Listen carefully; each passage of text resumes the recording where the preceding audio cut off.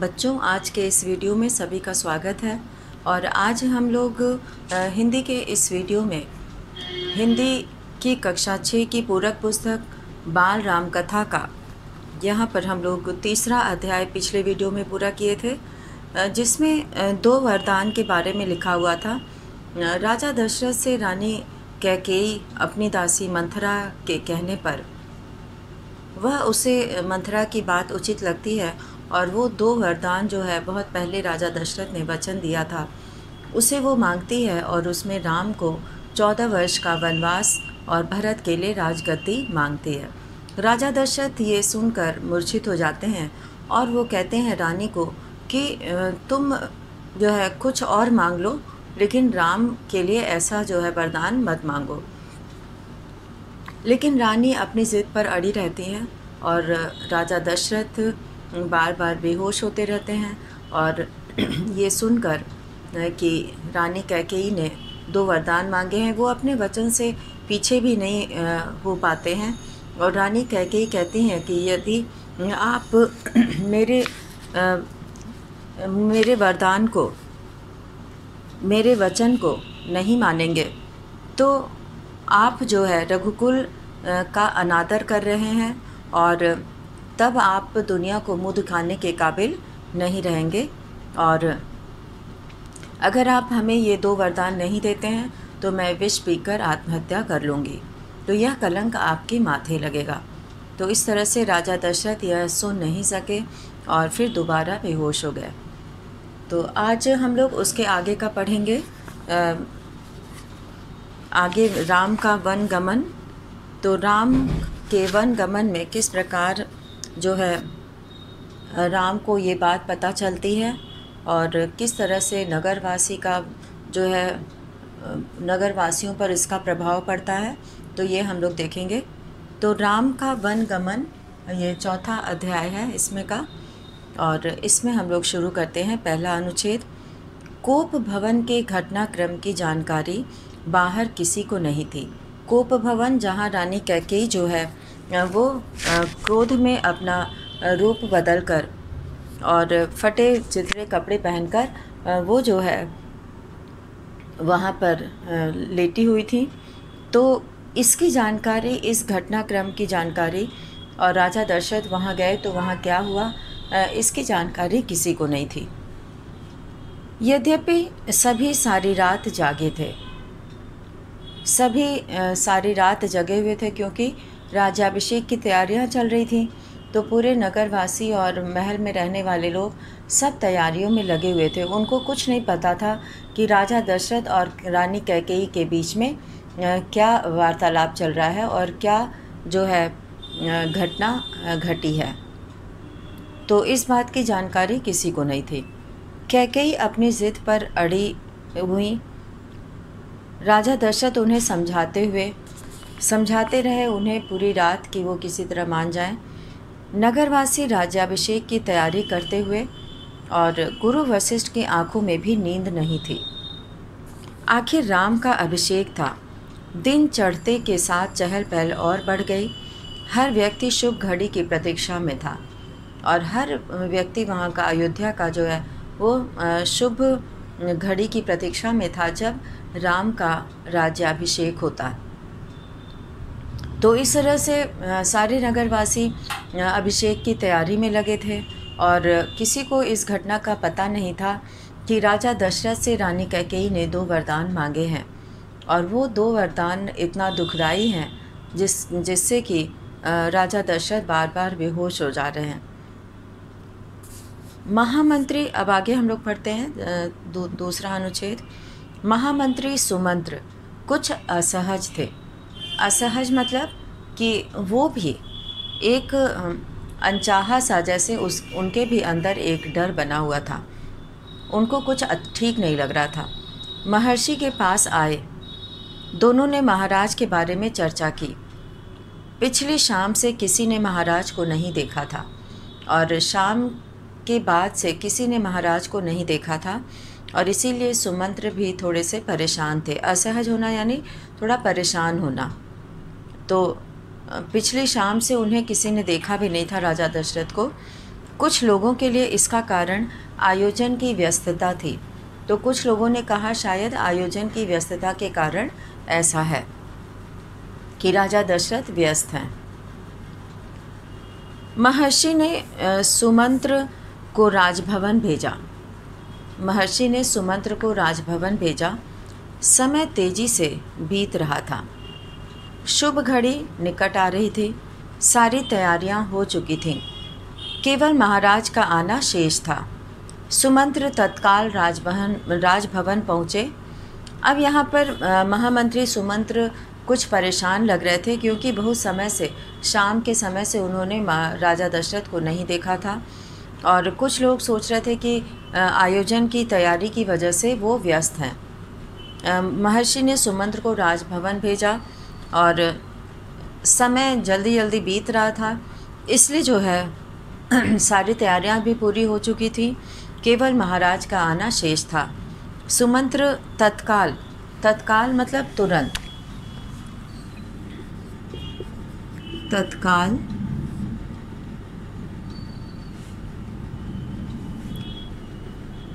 तुरंत, उसी समय। तत्काल का मतलब होता है उसी समय, उसी क्षण।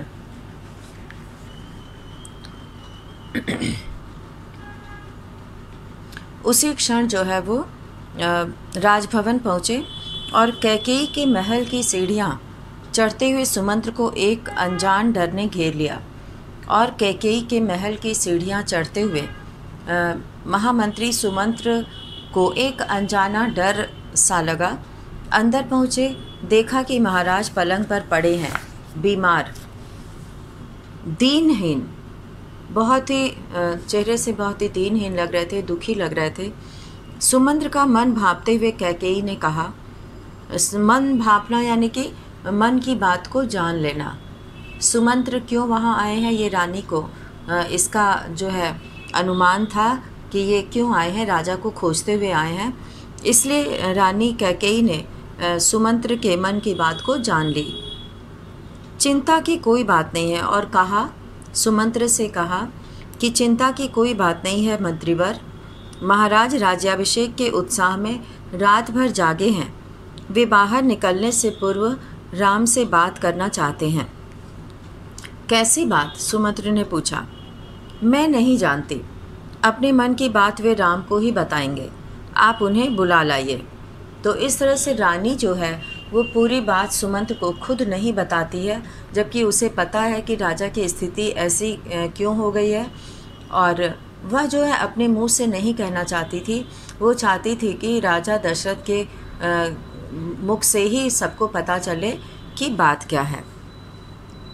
तो इसलिए वो मना कर देती है कि मुझे नहीं पता, राम को बुला लाइए, राजा दशरथ अपने मन की बात राम से ही कहेंगे। दशरथ ने बहुत क्षीण स्वर में राम को बुलाने की आज्ञा दी। दशरथ ने बहुत ही धीमी आवाज़ में, क्षीण स्वर मतलब बहुत धीमी आवाज़ में, राम को बुलाने की आज्ञा दी। सुमंत्र के मन में कई तरह की आशंकाएं थीं, पर वे उन्हें टालते रहे। राम के निवास के बाहर भारी भीड़ थी। लक्ष्मण भी वहीं थे। भवन को सजाया गया था। उसकी चमक दमक देखने योग्य थी, और सभी राजमहल को सजाया गया था, और वो जो है देखने लायक था। बिल्कुल बहुत ही सुंदर लग रहा था सजने के बाद, और उसकी चमक दमक भी देखने योग्य थी। सुमंत्र को देखकर कोलाहल बढ़ गया। लोगों के लिए यह एक संकेत था राज्याभिषेक के लिए राम को आमंत्रित करने का। अब सुमंत्र को देखकर कोलाहल बढ़ गया। लोगों के लिए यह एक संकेत था राज्याभिषेक के लिए राम को आमंत्रित करने का। सुमंत्र ने कहा, राजकुमार, महाराज ने आपको बुलाया है, आप मेरे साथ ही चलें। कुछ ही पल में राम वहाँ पहुँच गए। कुछ ही देर हुआ, राम वहाँ पहुँच गए।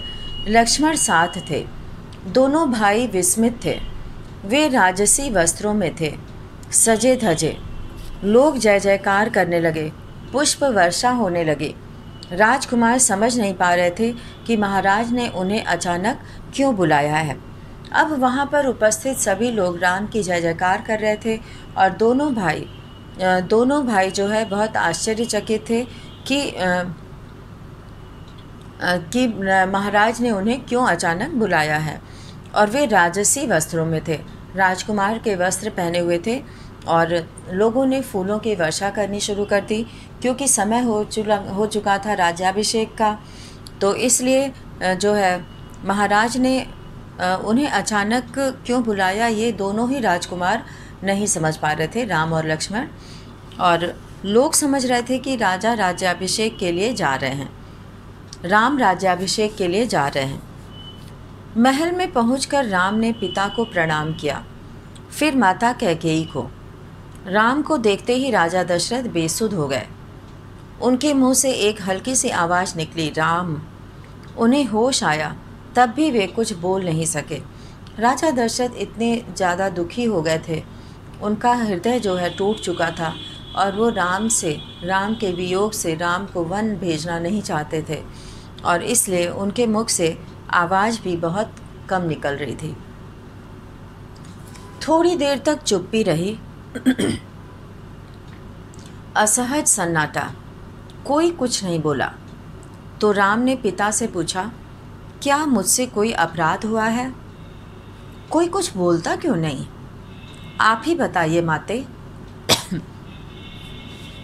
तो राम जो है रानी कैकेयी से बोलते हैं कि पिताजी तो कुछ बोल नहीं रहे हैं, और मुझसे क्या कोई गलती हुई है, मुझसे कोई अपराध हुआ है, कोई कुछ बोलता क्यों नहीं? तो आप ही बता दीजिए। वो कैकेयी को बोलता है कि माते, हे माँ, आप ही बता दीजिए। अब कैकेयी क्या कहते हैं कि महाराज दशरथ ने मुझे एक बार 2 वरदान दिए थे। मैंने कल रात वही दोनों वर मांगे जिससे वे पीछे हट रहे हैं। यह शास्त्र सम्मत नहीं है, रघुकुल की नीति के विरुद्ध है। कैकेयी ने बोलना जारी रखा, मैं चाहती हूँ कि राज्याभिषेक भरत का हो और तुम 14 वर्ष वन में रहो। महाराज यही बात तुमसे नहीं कह पा रहे थे। अब रानी कैकेयी बहुत जब देखी कि राजा दशरथ कुछ नहीं बोल पा रहे हैं, तो उन्होंने राम को सारी बात बता दी और कहा कि मैंने 2 वरदान राजा दशरथ से मांगे हैं, और अब राजा दशरथ उससे पीछे हट रहे हैं, और मैं चाहती हूँ कि भरत का राज्याभिषेक हो और तुम 14 वर्ष वन में रहो। यही बात राजा दशरथ तुमसे नहीं कह पा रहे हैं। राम संयत रहे। संयत रहे मतलब संतुलन बनाकर रखे, उन्हें क्रोध भी नहीं आया और इस बात से वो दुखी भी नहीं हुए। संयत रहे। उन्होंने दृढ़ता से कहा, पिता का वचन अवश्य पूरा होगा। भरत को राजगद्दी दी जाए, मैं आज ही वन चला जाऊंगा। तो इस तरह से राम ने बहुत ही संतुलन बनाते हुए बहुत ही दृढ़ता के साथ कहा कि पिता का वचन अवश्य पूरा होगा और भरत को राजगद्दी दी जाए, मैं आज ही वन चला जाऊंगा। अब आगे क्या होता है कि राम की शांत और सधी हुई वाणी सुनकर कैकेयी के चेहरे पर प्रसन्नता छा गई। उनकी मनोकामना पूर्ण हुई। राजा दशरथ चुपचाप सब कुछ देख रहे थे, स्पंदनहीन। स्पंदनहीन मतलब कुछ भी उनको महसूस नहीं हो रहा था, बिल्कुल जैसे लग रहा था कि कोई भी उन्हें अनुभूति नहीं हो रही थी। कैकेयी की ओर देखते हुए उनके मुख से बस एक शब्द निकला, धिक्कार। कैकेयी के लिए उनके मुंह से खाली एक शब्द निकला, धिक्कार। कैकेयी के महल से निकलकर राम सीधे अपनी माँ के पास गए। उन्होंने माता कौशल्या को कैकेयी भवन का विवरण दिया, यानी कि राम ने अपनी माता कौशल्या को कैकेयी भवन में जो कुछ भी घटना घटी उसके बारे में पूरी जानकारी दी और अपना निर्णय सुनाया। राम वन जाएंगे। कौशल्या यह सुनकर सुध खो बैठी। सुध यानी कि वो जो है वो भी बेहोश होने लगी और उनको जरा भी हिम्मत नहीं रही। लक्ष्मण अब तक शांत थे पर क्रोध से भरे हुए। राम ने समझाया और उनसे वन जाने की तैयारी के लिए कहा। कौशल्या का मन था कि राम को रोक लें, वन न जाने दें, राजगद्दी छोड़ दें, पर वह अयोध्या में रहें। उन्होंने कहा, पुत्र, यह राजाज्ञा अनुचित है, उसे मानने की आवश्यकता नहीं है। राम ने उन्हें नम्रता से उत्तर दिया, यह राजाज्ञा नहीं, पिता की आज्ञा है। तो अब राम ने कौशल्या को, अपनी माँ को समझाने का प्रयास किया कि ये राजाज्ञा नहीं है और ये एक पिता की आज्ञा है, और यह उनकी आज्ञा का उल्लंघन मेरी शक्ति से परे है। आप मुझे आशीर्वाद दें और मैं पिता की आज्ञा का उल्लंघन नहीं कर सकता। उल्लंघन करना मतलब न मानना, पिता की आज्ञा के विरुद्ध जाना, तो आज्ञा का उल्लंघन करना हुआ। लक्ष्मण से राम का संवाद जारी रहा। राम ने वन गमन को भाग्यवश आया उलटफेर कहा। राम ने वन गमन को, यानी कि वन जाने को, भाग्यवश आया उलटफेर कहा। उलटफेर यानी कि अचानक से स्थितियां जो बदल जाती हैं और जो होना था वो नहीं हुआ। लक्ष्मण इससे सहमत नहीं थे। वे इसे कायरों का जीवन मानते थे। उन्होंने राम से कहा, आप बाहुबल से अयोध्या का राज सिंहासन छीन लें, देखता हूँ कौन विरोध करता है। अधर्म का सिंहासन मुझे नहीं चाहिए। मैं वन जाऊँगा, मेरे लिए तो जैसा राज सिंहासन वैसा ही वन। अब राम जो है वो लक्ष्मण को समझाते हैं और कहते हैं कि अधर्म का सिंहासन मुझे नहीं चाहिए, जो कि अपने ही भाई से युद्ध करके मिला हो। तो राम जो है न्यायप्रिय शासक थे और उनके और बहुत ही समान, हर परिस्थितियों में समान रूप से रहते थे। तो उन्होंने अपने ही भाई के लिए राजगद्दी छोड़ दी और अपने पिता की आज्ञा पूरी करने के लिए वन जाने को तैयार हो गए। और मेरे लिए तो वो कहते हैं कि जैसा राज सिंहासन वैसा ही वन। कौशल्या ने स्वयं को संभाला, उठी और राम को गले लगा लिया। वे राम के साथ वन जाना चाहती थीं। राम ने मना कर दिया, कहा कि वृद्ध पिता को आपके सहारे की अधिक आवश्यकता है। कौशल्या ने राम को विदा करते हुए कहा, जाओ पुत्र, 10 दिशाएं तुम्हारे लिए मंगलकारी हों, मैं तुम्हारे लौटने तक जीवित रहूँगी। और वो अपने पुत्र को आशीर्वाद देती हैं कि सभी दिशाएं, 10 दिशाएं जो है वो तुम्हारे लिए मंगलकारी हों और तुम्हारे लौटने तक मैं जीवित रहूँगी, तुम्हारा इंतज़ार करूँगी। कौशल्या भवन से निकलकर राम सीता के पास गए। जब कौशल्या अपनी माता के भवन से निकलकर राम सीता के पास गए, सारा हाल बताया और विदा मांगी। माता पिता की आयु का उल्लेख किया, यानी कि उन्होंने बताया कि माता पिता वृद्ध हैं और उनकी सेवा करने का आग्रह किया। कहा, प्रिय, तुम निराश मत होना, 14 वर्ष के बाद हम फिर मिलेंगे। राम के वन गमन का समाचार तब तक सीता के पास नहीं पहुंचा था। राम को देखकर कुछ आशंका हुई, अनिष्ट की। राम ने विदा मांगी तो सीता व्याकुल हो गई, क्रोधित भी हुई। निर्णय पर प्रतिवाद किया। प्रतिवाद करना मतलब उत्तर देना, जवाब देना। और ये जो निर्णय लिया गया था कि राम को वन भेजना है, तो वो इस पर क्रोधित भी हुई और इस निर्णय पर उन्होंने सवाल जवाब भी किया। राम नहीं माने तो सीता ने उनके साथ जंगल जाने का प्रस्ताव रखा। और जब सीता ने देखा कि राम नहीं मान रहे हैं और वो जंगल अवश्य जाएंगे, पिता की आज्ञा का अवश्य पालन करेंगे, तब उन्होंने साथ चलने के लिए कहा। ये प्रस्ताव उनके सामने रखा। सीता ने कहा, मेरे पिता का आदेश है कि मैं छाया की तरह हमेशा आपके साथ रहूं। अब सीता ने अपने पिता के आदेश को सुनाया कि मेरे पिता का आदेश है कि मैं छाया की तरह हमेशा आपके साथ रहूं। अंततः राम को उनकी बात माननी पड़ी, क्योंकि सीता भी अपने पिता के आदेश का उल्लंघन नहीं कर सकती थी। और तभी लक्ष्मण भी वहां आ गए, वह भी साथ जाने को तैयार थे। राम ने उन्हें इसकी स्वीकृति दे दी, शीघ्र तैयारी करने को कहा।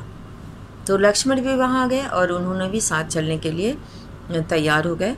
और राम चाहते थे कि सीता वन न जाए, अयोध्या में रहें। वे इसकी अनुमति दे चुके थे। फिर भी उन्होंने एक और प्रयास किया। सीते, वन का जीवन बहुत कठिन है रहने का ठीक स्थान न भोजन का ठिकाना, न रहने का ठीक स्थान और न भोजन का ठिकाना, कठिनाइयाँ कदम कदम पर। तुम महलों में पली हो, ऐसा जीवन कैसे जी सकोगी? सीता ने उत्तर नहीं दिया, मुस्कुरा दी। उन्हें पता था कि राम अपने दिए वचन से पलट नहीं सकते। राम वन जा रहे हैं, यह समाचार पूरे नगर में फैल चुका था। नगरवासी दशरथ और कैकेयी को धिक्कार रहे थे। कुछ पहले तक जहाँ उत्सव की तैयारियाँ थीं, वहाँ उदासी ने घर कर लिया। सड़कें गीली थीं, लोगों के आंसुओं से सबकी इच्छा थी कि राम सीता वन न जाएं। वे उन्हें रोकना चाहते थे पर बेबस थे। राम, सीता और लक्ष्मण जंगल जाने से पहले पिता का आशीर्वाद लेने गए। महाराज दशरथ दर्द से कराह रहे थे। तीनों रानियां वहीं थीं, मंत्री आसपास थे। मंत्रीगण रानी कैकेयी को अब भी समझा रहे थे। शुद्ध थे पर तर्क का साथ नहीं छोड़ना चाहते थे। ज्ञान, दर्शन, नीति, रीति, परंपरा सबका हवाला दिया। कैकेयी अड़ी रहीं। अब वहाँ पर जितने भी मंत्री थे, सभी रानियाँ राजा दशरथ के पास थीं, तो सभी ने कैकेयी को बहुत समझाने का प्रयास किया।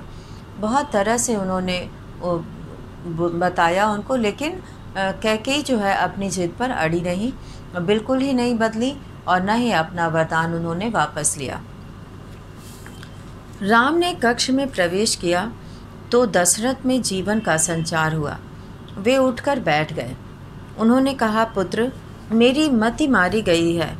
मैं वचनबद्ध हूँ, ऐसा निर्णय करने के लिए विवश हूँ, पर तुम्हारे ऊपर कोई बंधन नहीं है। मुझे बंदी बना लो और राज संभालो। यह राज सिंहासन तुम्हारा है, केवल तुम्हारा।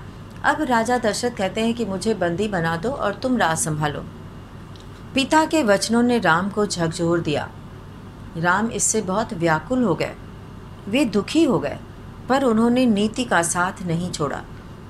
आंतरिक पीड़ा आपको ऐसा कहने पर विवश कर रही है। मुझे राज्य का लोभ नहीं है, मैं ऐसा नहीं कर सकता। आप हमें आशीर्वाद देकर विदा करें। विदाई का दुख सहन करना कठिन है, इसे और न बढ़ाएं। अब राम के लिए भी ये बहुत कठिन था कि अयोध्या से निकलना, महल से निकलना, अपने माता पिता और भाइयों से बिछड़कर वन का जीवन बिताना, वो भी 14 वर्ष तक। तो ये उनके लिए बहुत कठिन था और इतने साल तक वो अपनों से दूर रहेंगे, उन्हें अपने माता पिता से भी दूर रहना पड़ेगा। तो ये सोचकर राम का मन भी बहुत दुखी था। इसीलिए वो चाहते थे कि राजा दशरथ उन्हें जल्दी से विदा करें, और क्योंकि ये दुख सहन करना ज़्यादा देर तक बहुत कठिन है। इसी बीच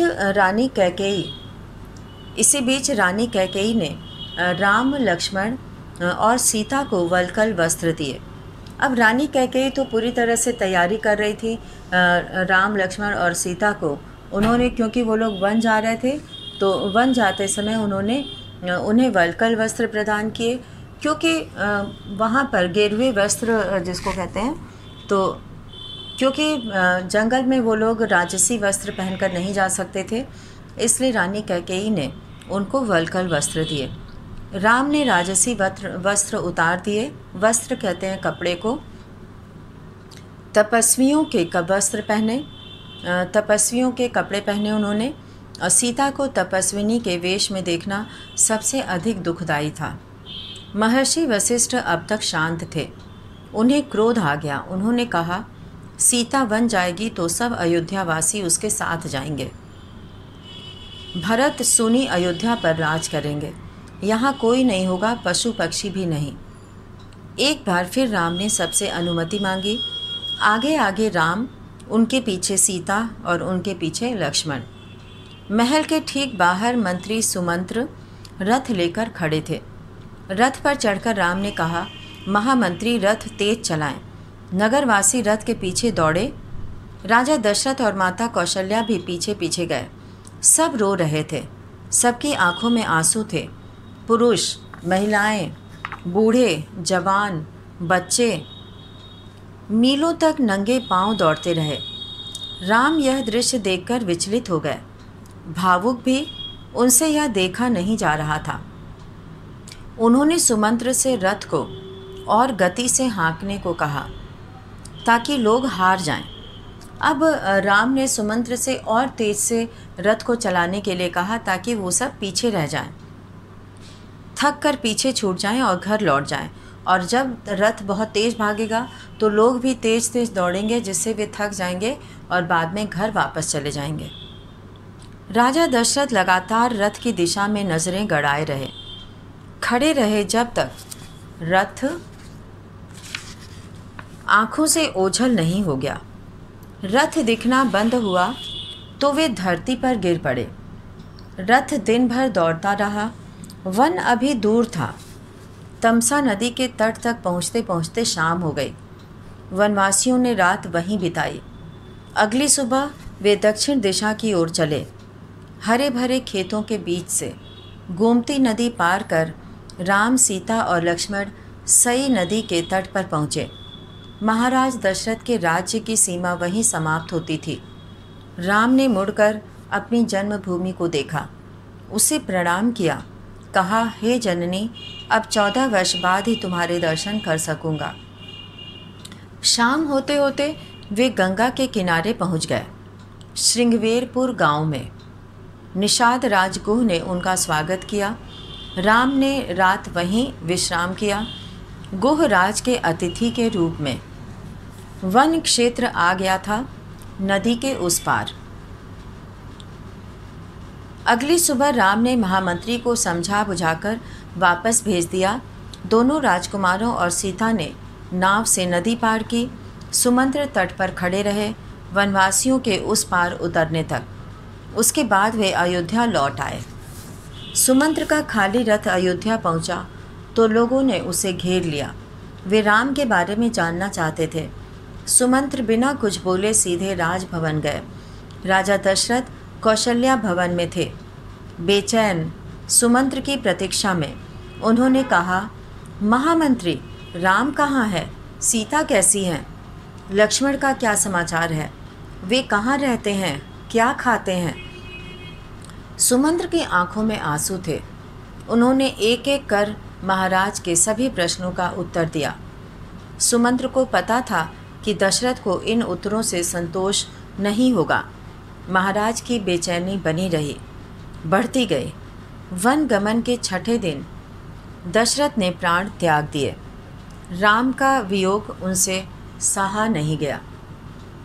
तो इस तरह से राम ने अयोध्या वासियों को वापस लौटाने के लिए रथ को बहुत तेज़ी से चलाने के लिए सुमंत्र को कहा, ताकि रथ बहुत तेज़ी से चले और अयोध्यावासी पीछे छूट जाएं। दूसरे दिन महर्षि वशिष्ठ ने अंतिम अनुच्छेद हम लोग यहाँ पढ़ रहे हैं। दूसरे दिन महर्षि वशिष्ठ ने मंत्री परिषद से चर्चा की।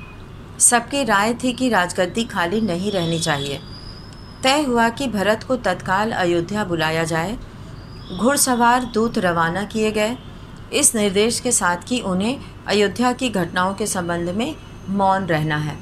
और उनको ये निर्देश दिया गया कि भरत और शत्रुघ्न को ये संदेश नहीं देना है कि राजा दशरथ नहीं है और उन्हें यहाँ पर ले आना है, तत्काल अयोध्या बुलाया जाए। तो इस तरह से राम के वन गमन का राजा दशरथ पर बहुत ही बड़ा दुख का पहाड़ टूट पड़ता है और वे बार बार अनिष्ट की आशंका से कि उनका पुत्र वन में कैसे रहेगा, सीता कैसे रहेगी, वे क्या खाएंगे, कहाँ रहेंगे, ये सारी चिंता एक पिता होने के नाते उनके मन में भी आ रही थी। और एक पिता का फ़र्ज जो होता है अपनी संतान को सुखी जीवन देना, तो राजा दशरथ इस बात से बहुत दुखी थे। वे नहीं चाहते थे कि राम को वन जाना पड़े और इसके लिए वो जो है रानी कैकेयी से बार बार जो है निवेदन करते हैं कि वो अपनी इस शर्त को बदल दें और ये 2 वरदान जो उसने मांगे हैं वो उसे न मांगे और कुछ और मांगे, वो ये चाहते थे। लेकिन राम के लिए वनवास वो बिल्कुल भी नहीं चाहते थे। और इसीलिए वो बार बार मूर्छित हो जाते हैं। और जब सुमंत्र राम को वन में छोड़कर आते हैं तो उनसे वो पूरी जानकारी प्राप्त करना चाहते हैं कि राम कैसे हैं, सीता कैसी हैं और वो क्या खाते हैं, कहाँ रहते हैं। तो इन सब तरह की बातें वो सुमंत्र से जानना चाहते हैं। तो इस राम का वन गमन में यहाँ पर वर्णन हुआ है कि किस तरह से राम के लिए रानी कैकेयी ने 2 वरदान मांगे और राजा दशरथ को उसे पूरा करना पड़ा, क्योंकि वो वचन दे चुके थे और वचन से पीछे हटना रघुकुल के विरुद्ध था। तो इस तरह से आज का ये पाठ यहीं पे समाप्त होता है। धन्यवाद।